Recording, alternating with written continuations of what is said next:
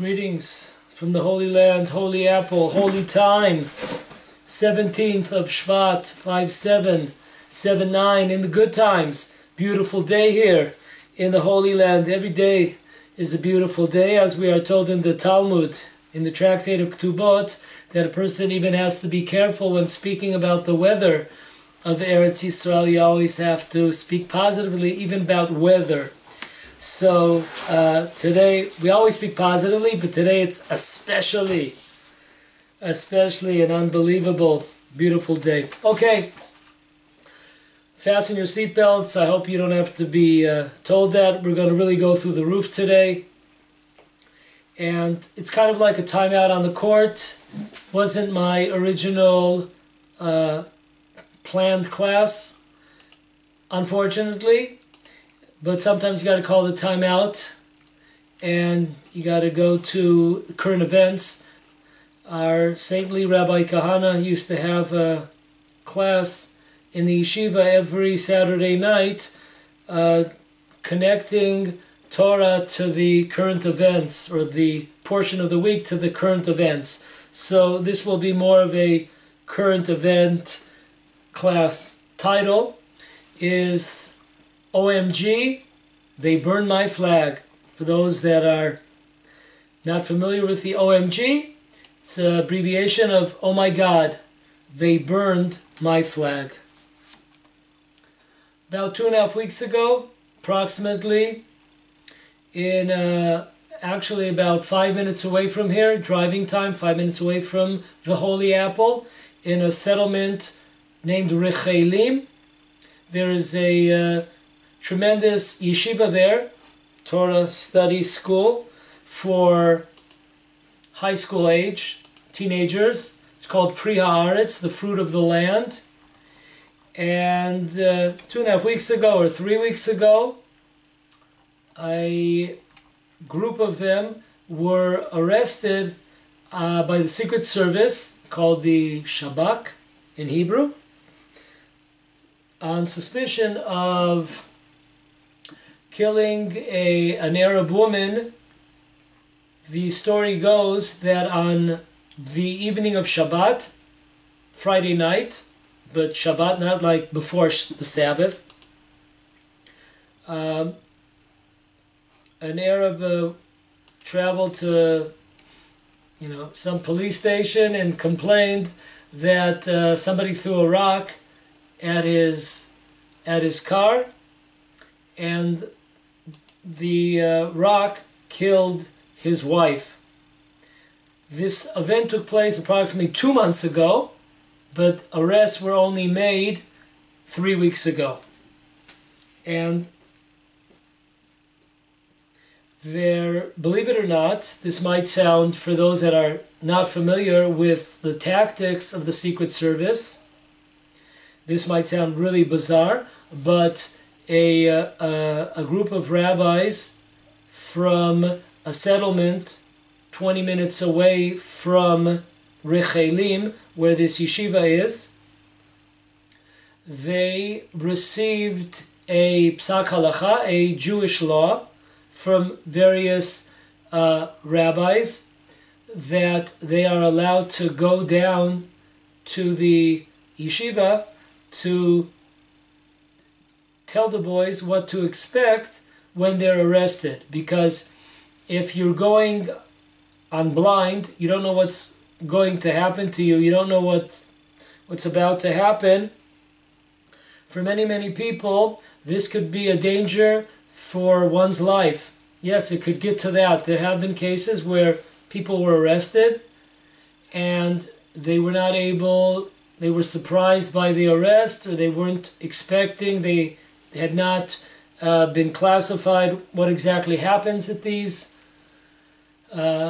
interrogations, and therefore a few of them almost took their own lives. It was so painful, it was so, the torture that they went through, I'm talking about Jews, that it was so almost unbearable for them that some of them tried to commit suicide. So those that understand what we're talking about here, first of all, I advise, 3 years ago, exactly 3 years ago, I had a class. It was called Torture of, or Shabak, Torture. Shabak is once again the Secret Service of Israel. Look it up, Rav Richter, December 2015. The Shabak Torture, nothing new. It's a whole class that I gave from my experiences, from my son's experience in the Secret Service interrogations, and also a history of the torture that has been done to Jewish patriots throughout the ages, even before the State of Israel was created. So this torture is nothing new for those that are familiar with the cruel system here, corrupt and cruel system here against Jews. Look it up. Check out that video. Okay, so rabbis went down on Shabbat, on Shabbat day or Shabbat evening. They heard there, of course, in every settlement we have soldiers. Soldiers have, because it's a danger, there are dangers to security issues in settlements, so a certain amount of people are allowed to desecrate Shabbat in order to protect lives, and they have communications, various walkie-talkies, etc. So soldiers heard exactly what happened at the Rechelim junction, where there was an Arab that claims that his wife was killed by rocks thrown at the car when they were traveling. They heard about this, and they brought it to the attention of various inhabitants of the settlement, residents of the settlement, and then they spoke to the various rabbis, and that was the decision made to desecrate the Shabbat, because there could be here a matter of danger to kids' life. So that's what they did. Of course, once you get into the hands of the cruel ones, the Secret Service, and it's very interesting in Israel, instead of it just being an issue of the police, a police interrogation, when it comes to Jews, they have a special division of this Secret Service just for Jews. And there are, I'm not going to get into the gory details, but people there are tortured, and you could believe it, and take it to the bank. There's no question marks here. There's no doubt. You don't have to be in doubt. That's the way it is. And besides for the, also you are not allowed to, they have a law, I hate to use the word law, there is a law, an emergency regulation that's probably better, that they are allowed to arrest Jews without any judicial guidance, without being able to see a lawyer for sometimes 7, sometimes 14 days.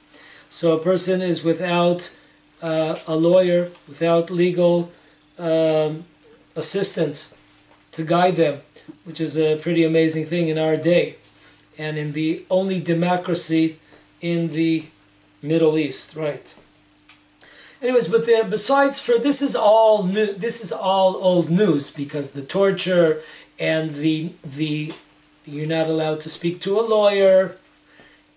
This is all old news. What was a twist here was that the Secret Service, when they arrested some of the boys, they found on 1 or 2 of the boys' cell phones, they found a burning of the Israeli flag ceremony somewhere, I don't know, in the world, or maybe perhaps in Israel. I'm not sure exactly where it was from.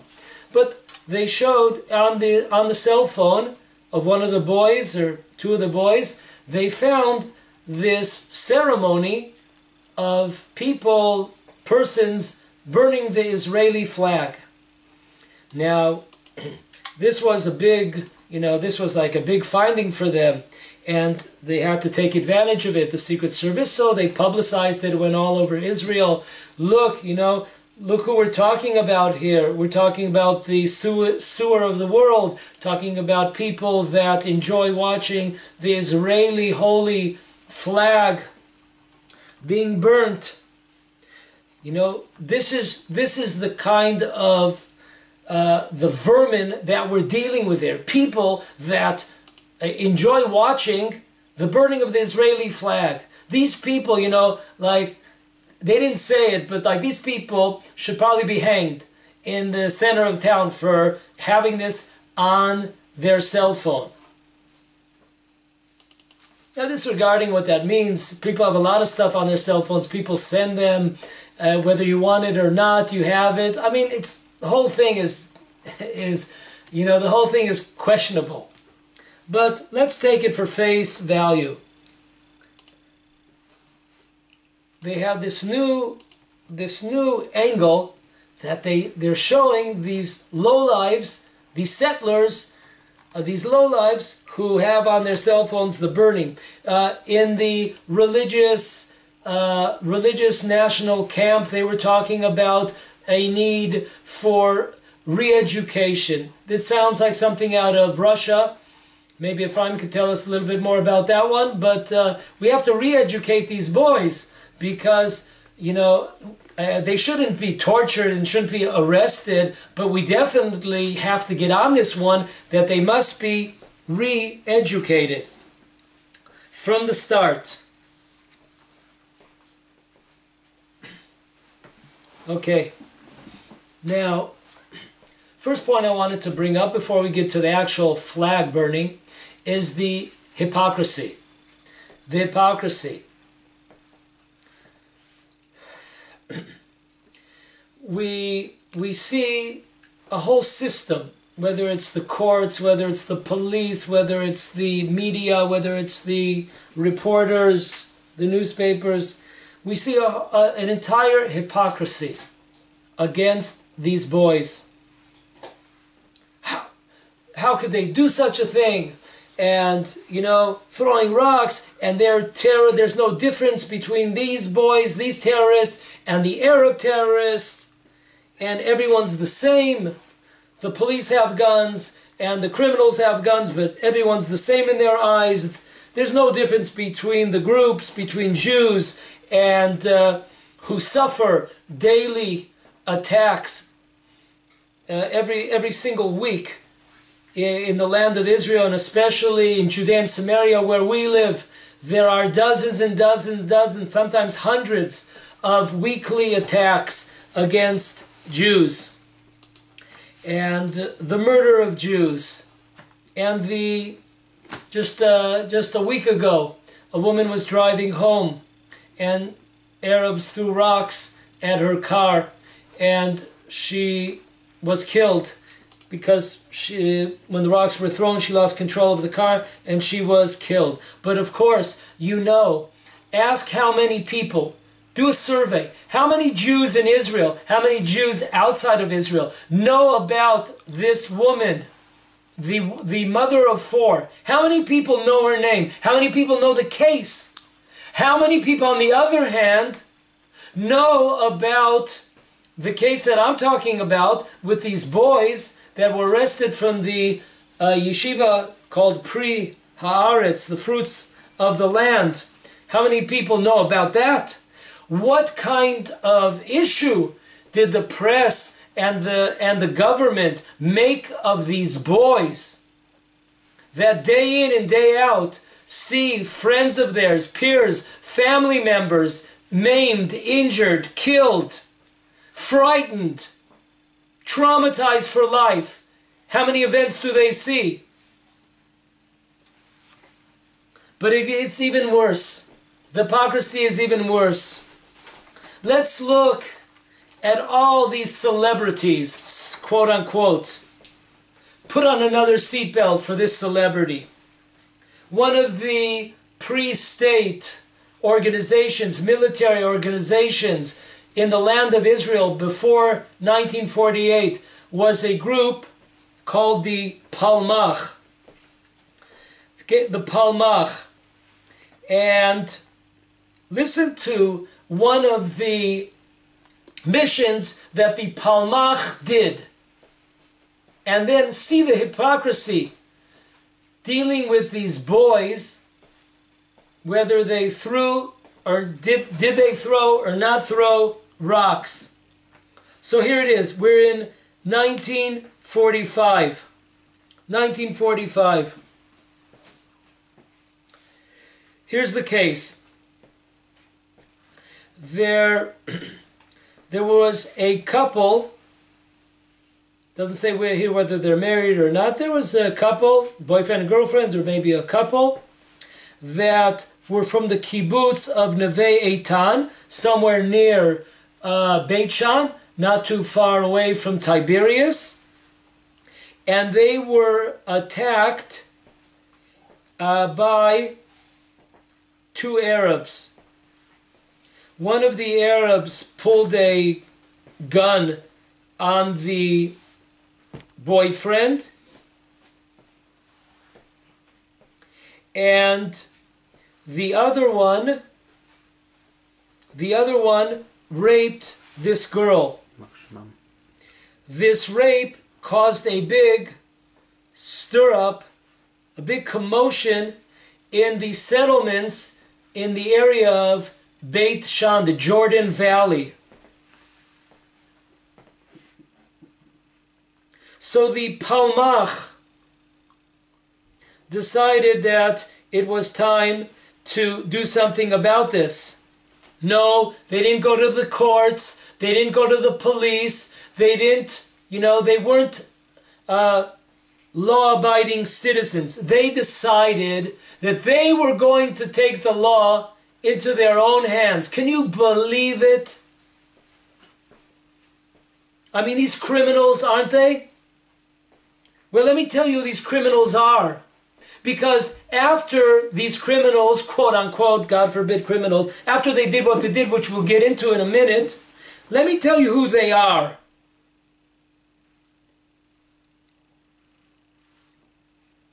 Okay, we have one person, his name was Yochai ben Nun.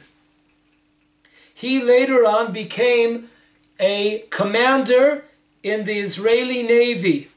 Amos Chorev became the president of the Technion University in Haifa. And the third who participated in this act of revenge was a person that we don't know much about, because he continued secretly different missions against Arabs. So we don't know. We know his name. His name was Yaakov Cohen, but we don't know much about him. But we're talking about people that years after this act became famous personalities in the land of Israel, whether it's in the military, in the army, or whether it's in the academia. So let's tell the story. These three Jews got together from the Palmach, 1945, 3 years before the establishment of the State of Israel. And there was an idea to kill the rapist. The rapist, apparently, according to what they said, the rapist went around bragging about his action raping this girl. So he went around his village, Arab village in the neighborhood, and he went boasting. So people knew who it was. At first, there was an idea to kill the rapist. But afterwards, they thought again, and they said actually it would probably be better, it would be a better lesson for the Arab population if we do something else. If you just kill them, they forget about it quickly. But we're going to do something that's going to be a daily and a walking memorial and a memory to the act. So what did they do? They decided to castrate the Arab. They were going to ambush him, and they were going to castrate him. So they went to receive professional assistance by various doctors in the city of Afula, and they were taught how to do it. by these doctors, you know. Of course, also breaking the law, these doctors, you know, breaking the law over here. But, you know, when you're on the right side of the political spectrum, you become an important celebrity as long as you're on the right side of the spectrum. So they were taught how to do this procedure of castrating.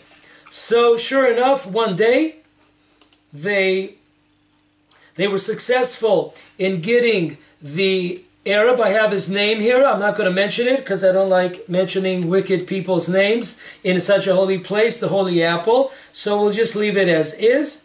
But they were successful in baiting him out of the house, this Arab, and then they jumped him and they brought him to an old Roman bridge that if you happen to be in the Jordan Valley area, actually you still see that bridge today. So they took him underneath that bridge and there they performed the surgical procedure. So that's what they did. They castrated him and then they left and they went back to their kibbutzim, which was Beit HaShita.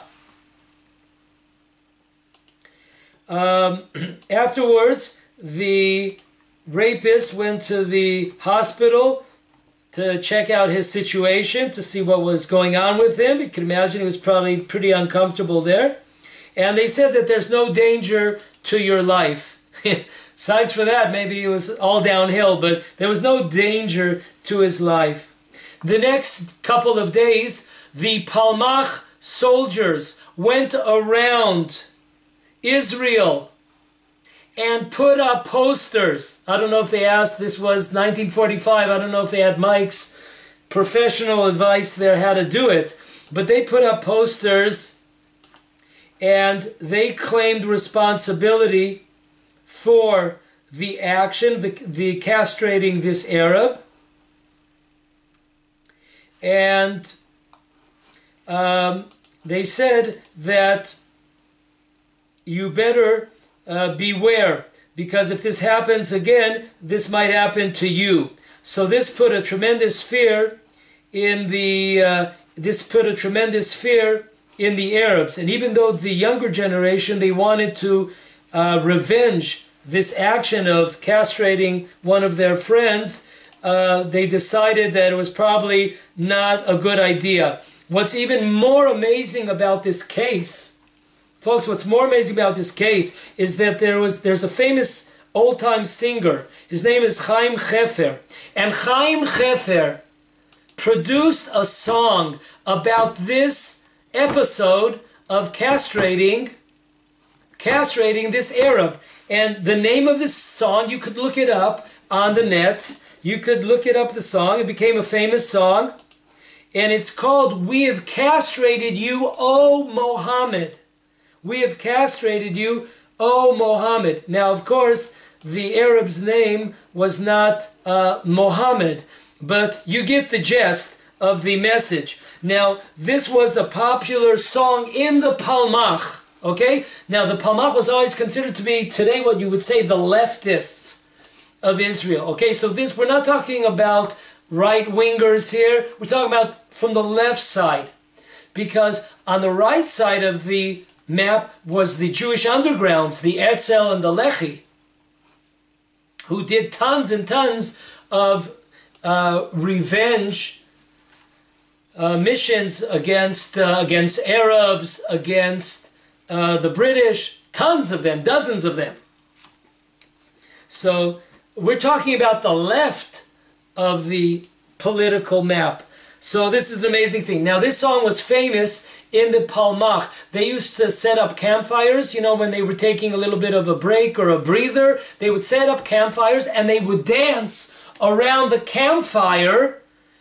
You know, didn't they have a song, Dancing Around the Campfire? I think there was a song once that, like, maybe the Campfire Girls.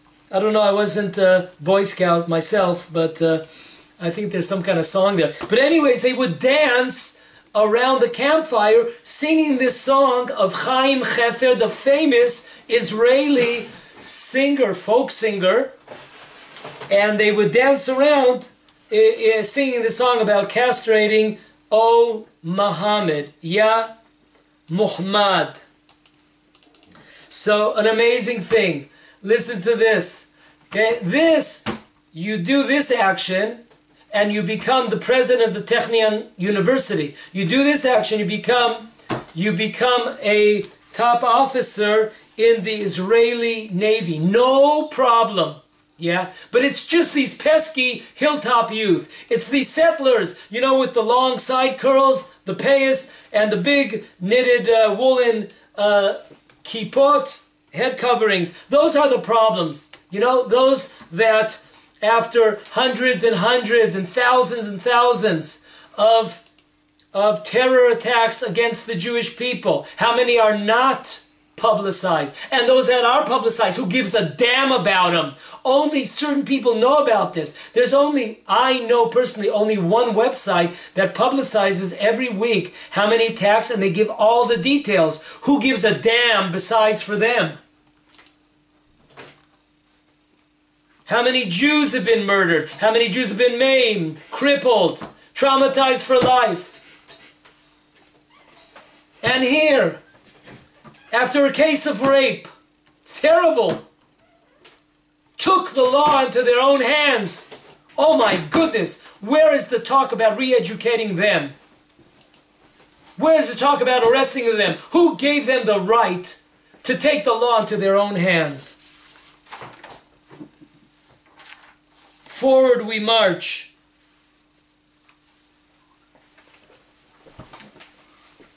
Moti Hod, another celebrity. Moti Hod, one of the head officer in the Israeli Air Force. Moti Hod passed away about 8 years ago. Moti.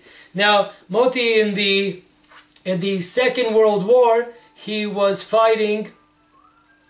He fought with the British against the Nazis. And one day, he was walking around somewhere in Poland, and there were a group of teenagers or young adults that threw rocks at Moti.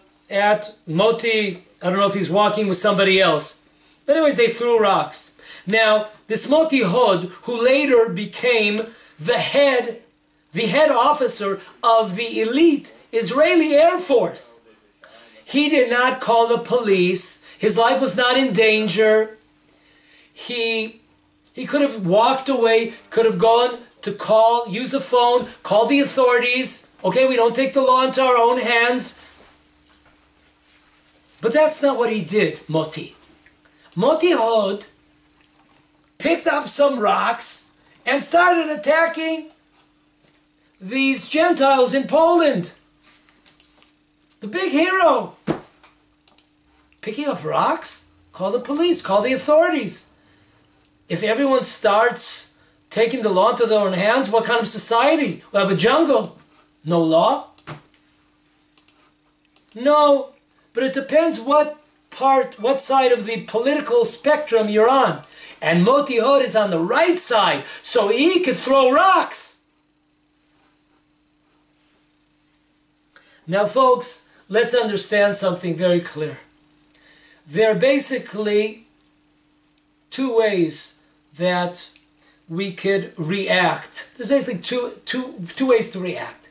Sometimes there's a reaction against the perpetrators.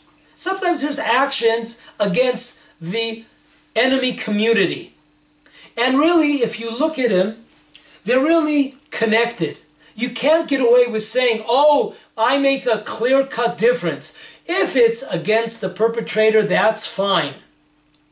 And if it happens to be against the enemy population, that's something else. Well, first of all, there have been many organizations in the underground, the Jewish underground, in the times before the State of Israel. And the State of Israel itself has done many actions against communities, not only individuals. not only individuals.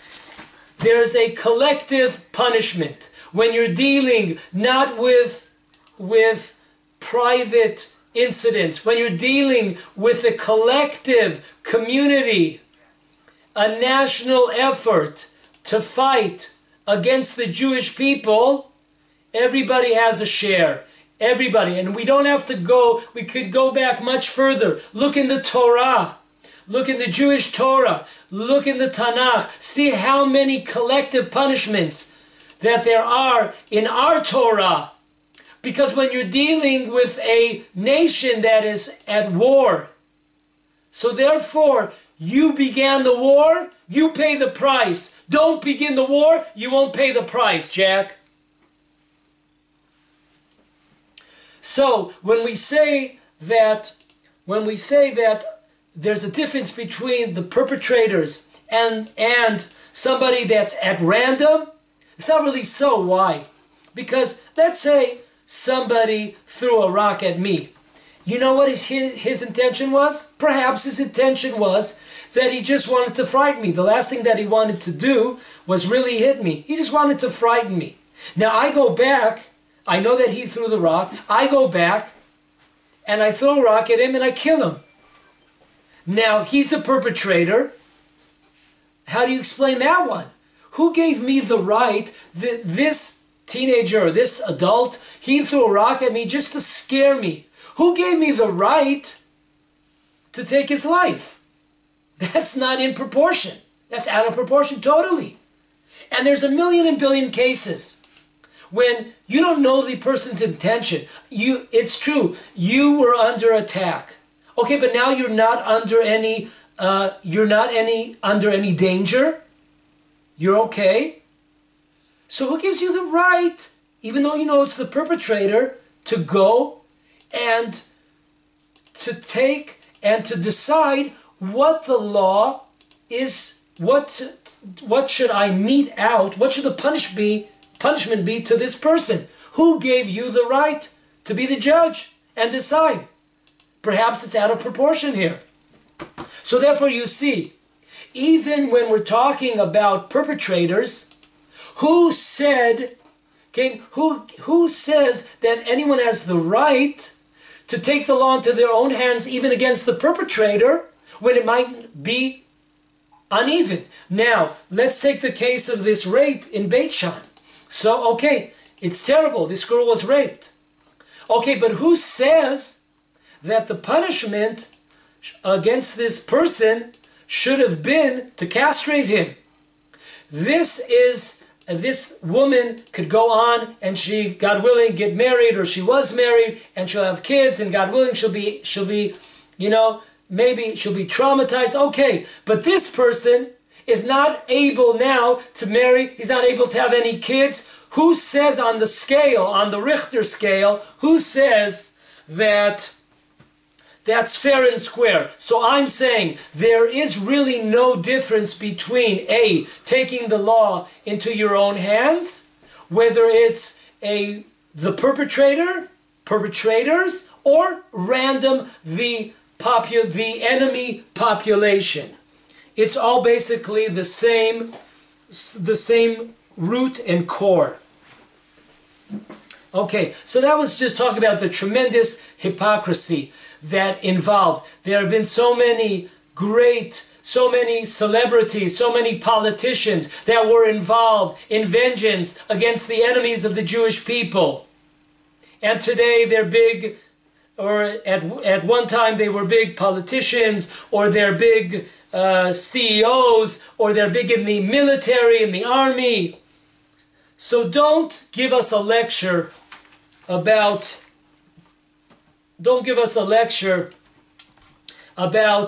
the Jewish terrorists, that there is no difference between terror and terror. You could take that and shove it.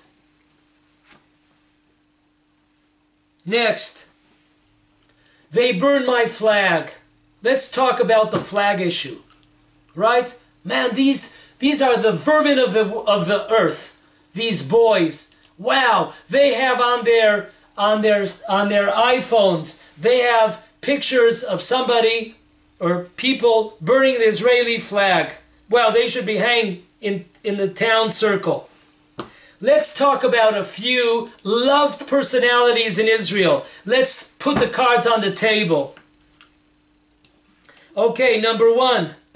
There was a professor. His name was Leibowitz. I'll just say he was a wicked person. He was a wicked Jew, so I don't want to say his first name. We'll just give him the title of I, or in Hebrew, Yud. He was a famous professor in Israel. His sister was a very saintly person. She has a commentary on the 5 books of Moses that is a very top-notch commentary. Her name was Nechama Leibovich. Okay, so this professor here, when he was asked about the Israeli flag, you know what his response was? The Israeli flag? This is a piece of rag on a stick. Oh yeah! The beloved professor. The poodle of the left wing. Wow! A rag on a stick. Now, this guy Leibowitz, may his name rot. He burned the flag. Well, if he burned the flag, why was he in 1992, why was he issued the Israel Prize for the year? The Israel Prize. And he burned our flag. With that statement, he burned our flag. I don't need kerosene. I don't need a match. There's many ways to burn a flag. Not only that, another famous statement of this professor, may his name rot. He once commented on the Israeli army, and he called them, and also settlers in the city of Hebron, he called them Judo-Nazis.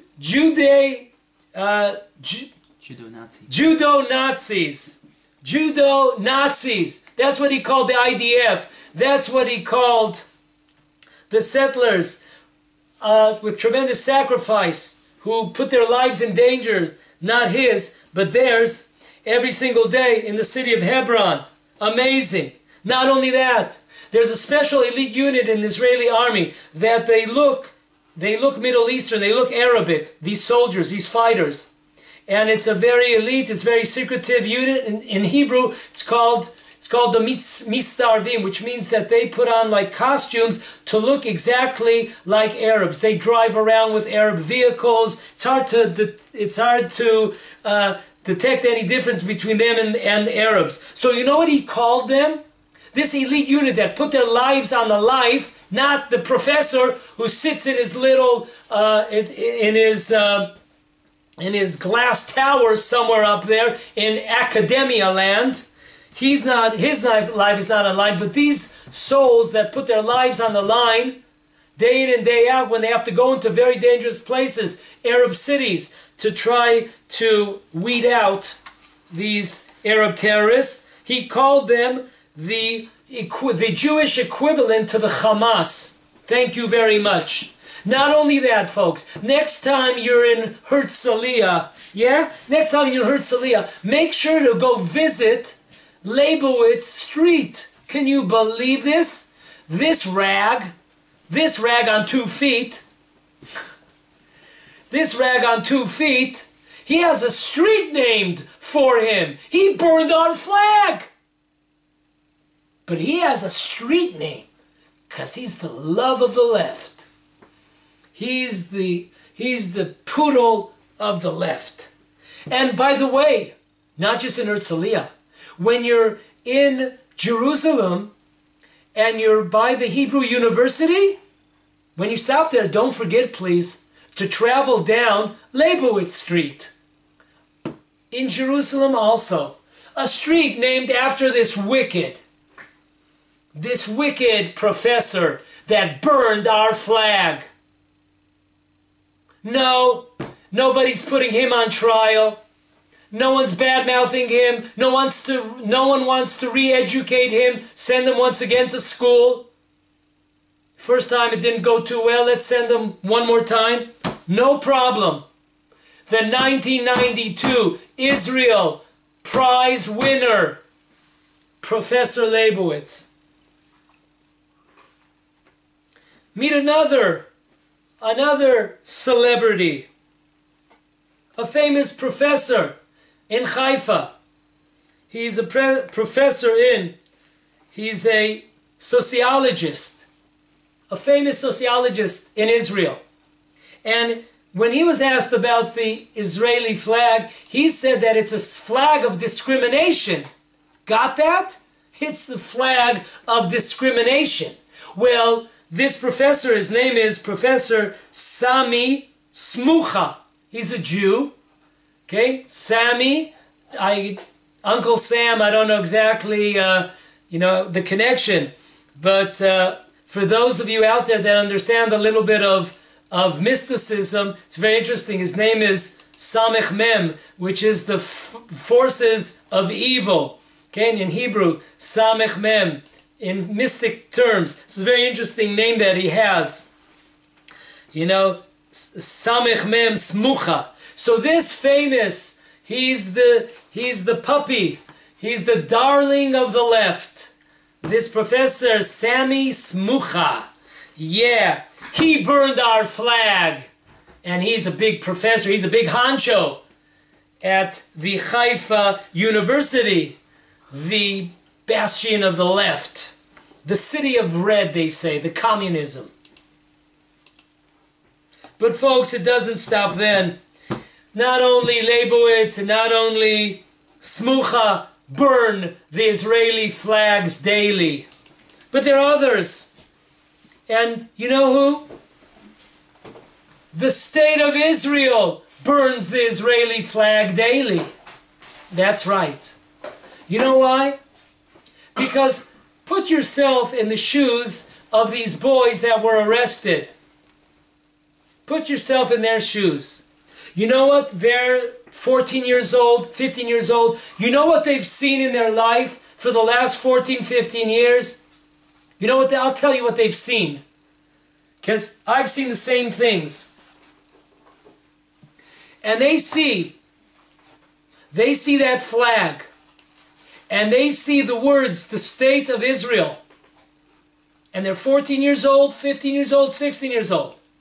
Okay, now for myself. Okay, I'm not 14, 15, 16. Might feel like it, but I ain't that age. Okay, I'm able to see. I'm able to weigh things. Okay, but we're talking about kids. We're talking about, young adults, teenagers. I see there are, of course, good things. There are very lofty things that the state of Israel has done and is doing. On the other hand, we cannot turn a blind eye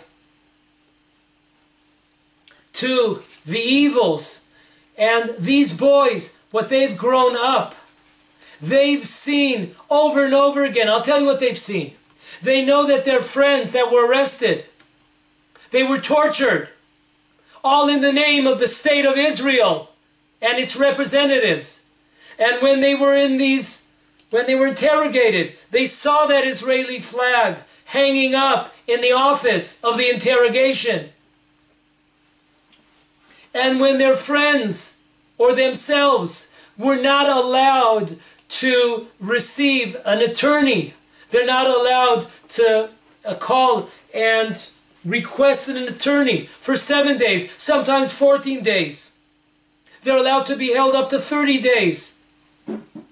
They're being tortured. And they remember, they will not forget that their friends were tortured in the name of the state of Israel. That's what rings their bell. And the flag of the state of Israel, that's what they saw. And when they take them to the courts, they see that flag. They see that flag of Israel all over the place. And they see the representatives. And they look at the piece of paper where they're being charged, the charge sheet. And it says the state of Israel versus whatever the kid's name is. The state of Israel versus. That's what they see. That's their state of Israel. That's their Israeli flag. That's what they've grown up. And let me tell you some more state of Israel they see. And more Israeli flags. When the government, when the state of Israel sends down soldiers and army personnel and police to destroy Jewish settlements, something that happens dozens of times a year, sometimes even more, hundreds of times, depending how bad the year is. When they come, and you know what the army and you know what the police they have on their hats? They have that flag of Israel. That's what they see. And when the soldiers come, and when the police come, and when they beat them, as we've seen, look up. Just 2 weeks ago in Amona, take Amona 2, or actually it's Amona 4 or something. Look at some of the pictures. People are down. And then comes a soldier and kicks them between the legs. The person is totally down. There's 5 soldiers on him, and another soldier comes by and purposely kicks at full force one of these kids between the legs. That's what they see. They see the representatives, because the state of Israel ruled that a settlement or a hilltop would have to be destroyed. Though if they were Bedouin, then it would be upheld by the courts. They would not be destroyed. If it was an illegal, there are hundreds, maybe thousands of illegal Bedouin outposts, but that's not a problem here in the state of Israel. It's those handful of settlements by those pesky Jews in Judea and Samaria. That is the problem in our country. So the court, it's all hand in hand. The court gives down the decision. The government hands down the decision. Those that employ the decision, the army, the police. So it's all hand in hand. So these youths, their understanding, what they see the state of Israel. They see the flag. Can you blame them for hating it? Can you blame them that they can't look at it? They want to vomit when they see it? And they look and they see that the politicians, the governments, and the state of Israel, there's so many things that can be done to stop the terror against the Jews, to stop the attacks, stop the killing of Jews. And it's not being done. And everyone is responsible, from the top to the bottom, from the politicians to from the government, from the court systems that allow this, from the police and the little army officials. They're all hand in hand. And it continues. And Jews are endangered every single day, every time that I come down for a class here in Tapuach. Okay, there's a certain risk over here that I'm taking. And we can go on and on what's happened on this road from Elon Moreh to the Tapuach Junction. We could have a few hours discussing the things that have happened in the last days and, of course, in the last months and years. So this is allowed to continue. Who allows it to continue? And these youths, these young adults, they see who is allowing this to continue. All of these wings of the state of Israel, all of these how do we say, all these wings of the parts of the state of Israel working together, all these functions. So, you know who burned the Israeli flag? It was burned, that's for sure. It was the Israeli government themselves. It was the state of Israel themselves. It was the army. It was the police. They were the ones that burned the Israeli flag every single day. What they did, what they have what their actions in all these years when these kids are growing up and when they become young adults. And in my case, I've seen it for the last 39 years. 3 days ago, it was 39 years for me. Happy birthday, Brother Yehuda. Happy birthday. By the way, take this time off to give a happy 65th birthday to Dvash. Dvash, happy birthday to you. This bud's for you, but I don't have a bud. And so I can't say this bud's for you, but I'm sure you got the joke. But folks, I've been seeing it not like these teenagers for 3, 4, 5 years. I've been seeing it for the last 39 years. So don't blame the kids for having on their iPhones, their dumb phones, dumbed down phones. Don't blame them for having a video of the Israeli flag being burnt, because you are the ones responsible. You burnt the Israeli flag. You are the ones responsible, not at all these boys. And you know who else is responsible for burning that flag? Well, I'll tell you. I'll tell you who burns that flag. Because every single day in this country, there is a flag that is burned. I know you might say, well, I haven't seen flags being burnt, but I'll explain what I'm saying.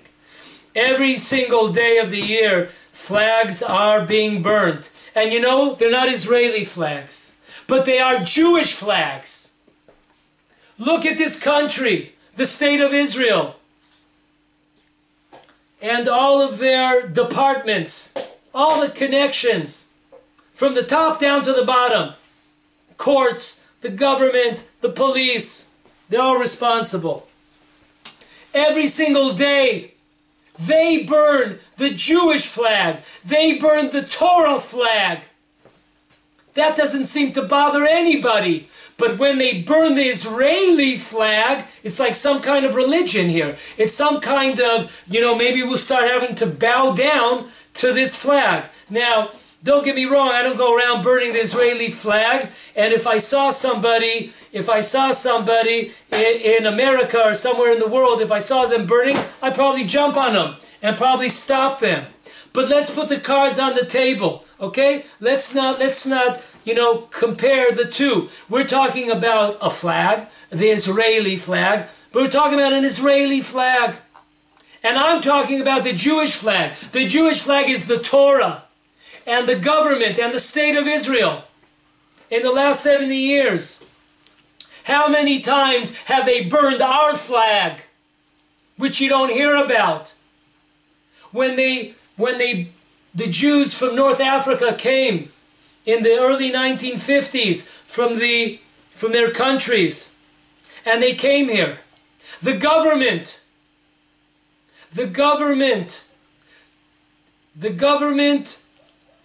spiritually destroyed the Judaism and the Torah of these new immigrants from Morocco and Algeria, Iraq, Iran, you name it. They destroyed their Judaism.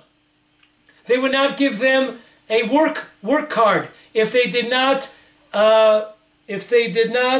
send their kids to certain schools. So they took them out of the religious schools and they wanted to get a job. This is amazing. You burned our flag. You are burning our flag every single day. You burned the Jewish flag when the state of Israel kidnapped Yemenite children from their parents. They wished them out of hospitals and etc. Till this day, many could be found in America and other places in the world. You burn the Jewish flag. You burn the Torah flag. And you burn our flag every week on the Sabbath. You desecrate our Sabbath. The Sabbath of the Jewish people. You desecrate it. You desecrate Jewish holidays. And when there are fast days, for the Jewish temple, a national fast day, you desecrate and you burn our flag. And you open up your restaurants. And you open up the businesses. And you burn our flag every day. You have G parades, gay parades in the land of Israel, in the holy city. And every city in the land of Israel is holy. It should bother us in every city. And you have in the court system here, they burn our flag every day. They go according to Gentile law. The courts of Israel do not go according to Jewish law. They burn our flag, the Torah flag. The Jewish flag they burn. And no one gives a damn about that. No one needs to be re-educated here. There is no outcry. These people are not going to be hanged in the city center. In this country, there's secular coercion. That you don't hear about. You hear about the religious coercion. Ha ha ha, what a joke. But how much we don't hear about the secular coercion. When I take my family, how many times I'm not able to go to the beach. I'm not able to go rafting. I'm not able to go to a million places. You know why? Because of secular coercion. Because I can't be there. Because there's immodest dress, immodest behavior. There's secular coercion here. You're burning our flag, the Jewish people's flag, the Torah flag. When you disqualified Rabbi Kahana from running in the elections 30 years ago, when you disqualified him, he had word for word in his on his platform for running for elections. On purpose, the rabbi used word for word from Jewish sources, from Jewish law sources, from Maimonides and many, many other Jewish sources. Word for word. And they looked, the court system and the government, they looked at those words and they said that this is racism. Got it? The Torah is racist. You burn the Jewish flag daily. You burn the Jewish flag daily.